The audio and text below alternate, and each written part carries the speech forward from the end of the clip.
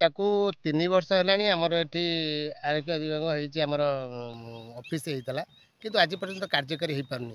ଏ ନଙ୍ଗଳା ହେଇ ପଡ଼ିଛି ଯାକୁ ପେଣ୍ଟ ପିନ୍ଧିବାକୁ କାହାର ପାଖରେ ସମୟ ନାହିଁ ମୁଁ ଆମେ ଯାହା ଚିନ୍ତା କରୁଛୁ ବା ଦେଖିବାକୁ ମିଳୁଛି। ଆର୍ଡି ବିଭାଗ କ'ଣ କଲା ଆକୁ କାର୍ଯ୍ୟକ୍ରମ କଲା ଯାହାକୁ 2 ମାହାଲା କାମ କଲା ତାକୁ ତରବରିଆ ଭାବେ କାର୍ଯ୍ୟ କଲା ଯାହାକି ଘରର ଅବସ୍ଥା ଏବେ ଶୋଚନୀୟ ହୋଇପଡ଼ିଛି। ସେଟା ତ ଆମେ ତ କହିପାରିବୁନୁ ଯାହାର ତଦନ୍ତ ପ୍ରଶାସନ ପାଖରେ ପ୍ରଶାସନ କରିବ। ଏହାକୁ ନେଇକରି ଆମେ ଯେତେବେଳେ ତହସିଲଦାରଙ୍କୁ ଭେଟିଥିଲୁ ତହସିଲଦାର କହିଲେ ଯାହା ଠିକ୍ କାର୍ଯ୍ୟକ୍ରମ ହେଇଯିବ କାମ ଚାଲିବ କିନ୍ତୁ ଆମେ ଅନେଇ ରହିଛୁ 3 ବର୍ଷ ବିତିଗଲା ଆଜି ପର୍ଯ୍ୟନ୍ତ ଘର ବି କୋଲ ପଡ଼ି ରହୁଛି ଜଙ୍ଗଲ ହେଇଯାଇଛି। ଏହାକୁ ନେଇ ତହସିଲଦାରଙ୍କ ପାଖକୁ ଯାଇଥିଲୁ କଥା ହେଲୁ ତହସିଲଦାର ବିଭାଗ ଆର୍ଡି ବିଭାଗକୁ ଚିଠି କଲେ କିନ୍ତୁ କ'ଣ ହେବ ଯେଉଁ ଯାହା ସେଇଆ ଆଜି ପର୍ଯ୍ୟନ୍ତ ଆର୍ଡି ବିଭାଗ କୁମ୍ଭକର୍ଣ୍ଣ ନିଦ୍ରାରେ ଶୋଇଛି ତା ନିଦ ଭାଙ୍ଗୁନି। ଏ ନେଇକରି ସାଧାରଣ ଲୋକମାନେ ଅନେକ ସମସ୍ୟାର ସମ୍ମୁଖୀନ ହେଉଛନ୍ତି। କହିବୁ କାହାକୁ ଶୁଣିବ କିଏ ଯେତେବେଳେ ପ୍ରଶାସନ ଏଠି କୁମ୍ଭକର୍ଣ୍ଣ ନିଦ୍ରାରେ ସାଧାରଣ ଲୋକମାନେ କାହା ପାଖକୁ ଯିବେ ଡିଆ ମାରି ମାରି ସେଇ ତହସିଲ ଅଫିସ କି ଯିବେ ଆଉ କେଉଁଠିକି ଯିବେ ଲାଷ୍ଟକୁ ଜିଲ୍ଲାପାଳଙ୍କ ଅଫିସ ଯାଇଥିଲେ ଜିଲ୍ଲାପାଳ ଅଫିସ ଗଲେ ଯାହା ଫଳ ଶୂନ୍ୟ। ଏ ନେଇକରି ଆମେ ଚାହୁଁଛୁ ବାରମ୍ବାର ବି ଖବର ପ୍ରସାରଣ ହେଲା ପରେ ବି ସେ ବି ତାଙ୍କ ନିଦ ଭାଙ୍ଗୁନି। ଏ ନେଇକି ଯଦି ଆମର ଅଞ୍ଚଳର ବିଧାୟକ ଦୃଷ୍ଟି ଦିଅନ୍ତି ଆମେ ଭାବୁଛୁ ଜଲ୍ଦି ଯଥାଶୀଘ୍ର କାର୍ଯ୍ୟକାରୀ ହେଇପାରିବ। ଇଲେକ୍ଟ୍ରିଫିକେସନ୍ କାମ କିଛି ହେଇନି ପାଣି ସୁବିଧା ନାହିଁ। ଆଉ ଆମର ବର୍ତ୍ତମାନ ସବୁ ଜିନିଷ ଅନଲାଇନରେ କାର୍ଯ୍ୟ ହେଉଥିବାରୁ ସେଠି ଅଫିସ ଚଳାଇବାଟା ମାନେ ସୁବିଧା ନୁହେଁ।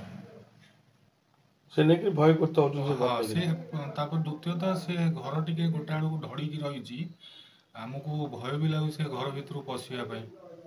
ଆମେ ସେ କଥା ତହସିଲଦାର ସାର୍ଙ୍କୁ ବି ଜଣେଇଛୁ ସାର୍ ମଧ୍ୟ ଚିଠି କରିଛନ୍ତି ଆଡ଼ିକି ସେ ପୁଣି କ'ଣ ରିପେୟାରିଂ କାମରେ ସେ କାମ ହେଲେ ପୁଣି ସେଠି ଆମକୁ ଆଦେଶ ମିଳିଲେ ଆମେ ଯାଇକି ଅଫିସ ଚଳେଇବୁ। ବାର ବାର ଖବର ପ୍ରସାରଣ କଲା ପରେ ବି ପ୍ରଶାସନଙ୍କର ନିଦ ଭାଙ୍ଗୁ ନାହିଁ।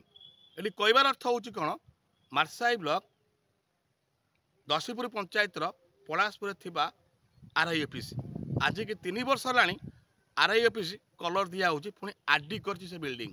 ଓହୋ କି ବିଲ୍ଡିଂ ଅଛି ଆପଣ ଦେଖିବେ ସେ ଲୋକ ଛାତ ଫାଟିକିରି ଗଲାଣି 3 ବର୍ଷ ଭିତରେ କିନ୍ତୁ ଏଠି ତହସିଲଦାରକୁ ବାର ବାର ଜଣାଇଲା ପରେ ବି ତହସିଲଦାର ଲିଖିତ ହିସାବରେ ଆର୍ଡି ଅଫିସରେ ଯିଏ ଅଛନ୍ତି ଏକ୍ଜିକ୍ୟୁଟିଭକୁ ଲିଖିତ ହିସାବ ଦେଲା ପରେ ବି କିଛି କାର୍ଯ୍ୟ ହେଉନାହିଁ।